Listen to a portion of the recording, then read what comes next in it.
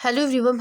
आज हम exercise 8.2 start करने से पहले उसमें जो इम्पॉर्टेंट फार्मूले हैं उसको याद करने के लिए हम एक इम्पॉर्टेंट ट्रिक बनाने वाले। तो उसके लिए जो सबसे इम्पॉर्टेंट ट्रिक है वो कुछ इस तरीके से कि इसमें सबसे पहले हमें क्या करना है, हमने कोण बना लिया। अब साइन से लेकर हमने कॉट तक की वैल्यू लिख ली। Sign A, cos A, ten ए, ये हमारा एंगल हो गया 0, 30 एंड 0, 30। और उसके बाद हमें क्या चाहिए था, 0, 30 के बाद हमें चाहिए था 45, 60 एंड 90। अब इसके लिए आपको क्या करना होगा, सबसे पहले यहाँ पर आप 1, 2, 3, 0 से लेकर 4, सॉरी यहाँ 0 है तो 0 से लेकर आपको क्या करना है 4 तक की संख्या लिखना है। तो यहाँ पे क्या लिखेंगे 1, यहाँ पे 2, यहाँ पे 3 और यहाँ पर 4। अब इस पूरे को डिवाइड कर दीजिए 4 को, इसको भी 4 से डिवाइड, इसको भी 4 से डिवाइड, इसको भी 4 से डिवाइड, इसको भी 4 से डिवाइड एंड देन इसको भी 4 से डिवाइड, और इन सब का कर दीजिए रूट।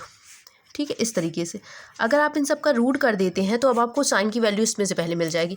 4 का 0 में भाग देंगे तो क्या आएगा 0, और 0 का रूट क्या होगा 0।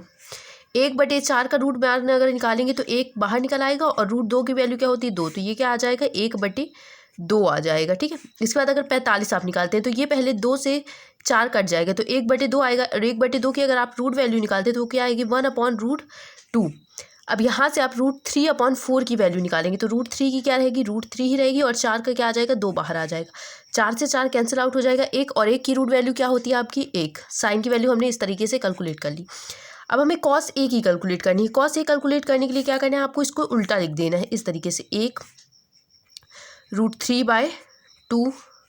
इधर से आपको लिखना शुरू कर देना है √3/2, 1/√2, 1/2 एंड 0।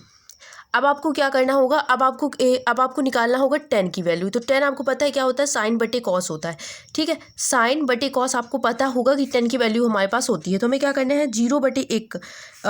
हमें पता होता है कि हम किसी भी संख्या में जब 0 का भाग देते हैं तो 0 आता है, लेकिन जब हम 1 का भाग 0 में देंगे तो क्या आएगा हमारे पास 0 आएगा। ठीक है, तो इसका भाग आपको साइन बटे कॉस करना है इस तरीके से कुछ। ठीक है, आपको पता है कि 10 A इक्वल टू क्या होता है साइन ए बटे कॉस ए। तो ये वाली जो आपकी संख्या दी गई है इसका आपको भाग दे दें। तो इसमें आप किसका भाग देंगे, इसमें आपके पास क्या है साइन की वैल्यू 0, 1 का भाग अगर आप साइन में देंगे तो क्या आएगा आपके पास 0 आ जाएगा। तो यहाँ पे आप 0 लिख दीजिए। ठीक है, जब आपने 0 लिख दिया उसके बाद आपको क्या लिखना है, आपको 10/30 लिखना है। तो 10/30 के लिए फिर से आप क्या करेंगे, आप इसमें भाग देंगे किसका, साइन 1/2 अपॉन में √3/2, इसका साइन 30 का और कॉस 30 का। तो आपको पता है कि ये संख्या ऊपर चली जाती है और पास पास का गुणा होता है, दूर दूर का गुणा होता है। तो आपके पास आ जाएगा 1/2 गुणे 2/√3। तो 2 से 2 कैंसिल हो जाएगा, आपके पास क्या आएगा 1/√3।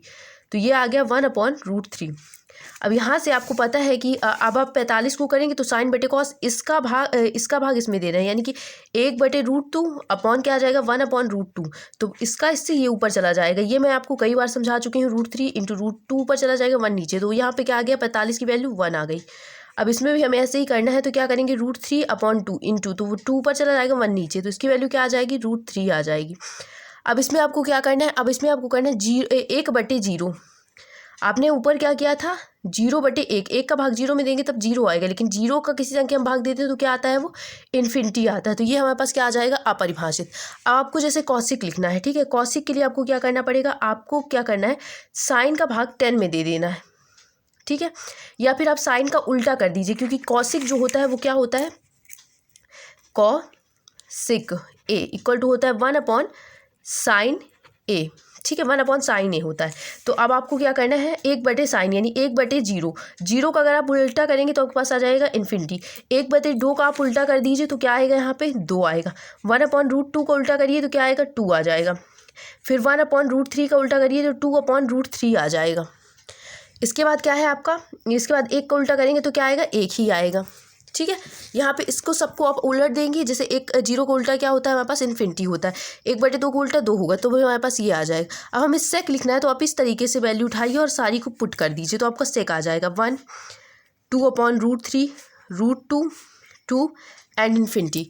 आपको कॉट निकालना है, तो कॉट के लिए आपको क्या करना है, कॉट के लिए आपको करना ये है कि आपको 10 के मान इधर से उठाने हैं और पूरे पुट कर देने हैं। तो यहाँ पे आप इन्फिनिटी लिख सकते हैं, फिर √3 लिखेंगे, फिर 1 लिखेंगे, फिर 1/√3 लिखेंगे, फिर 0 लिखेंगे। आई होप आपको ये समझ में आ गई होगी टेबल किस तरीके से बनाना। लेकिन आपको एग्जाम में टेबल बनाने नहीं बैठना, आप सवाल लगाते लगाते आपको ये टेबल पूरी तरीके से याद हो जाएगी।